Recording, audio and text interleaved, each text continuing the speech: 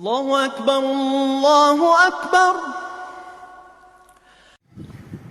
Bismillah, alhamdulillah, wassalatu wassalamu ala rasulillah, amma ba'd. Assalamu alaikum wa rahmatullahi ta'ala wa barakatuh. Kapatid, nasa 2026 na po tayo. Marahil dapat natin suriin ang ating mga nagawa noon at tingnan natin kung ano ang magagawa natin sa hinaharap. Sapagkat ang sabi ni Umar radiyallahu ta'ala anhu, hasibu anfusakum qabla an tuhasabu. Suriin ninyo ang inyong sarili bago kayo suriin.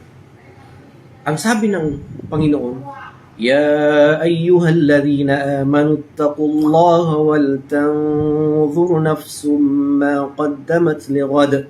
O you who believe, o kayo mga nananampalataya, matakot kayo sa Panginoon at tingnan ninyo ang inyong mga hinaharap. Tingnan ninyo ang inyong mga gagawin.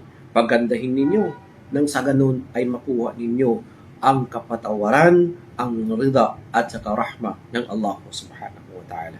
Naway patnubayan tayo ng Allah subhanahu wa ta'ala at ipasok niya tayo sa kanyang rida at saka sa kanyang rahma.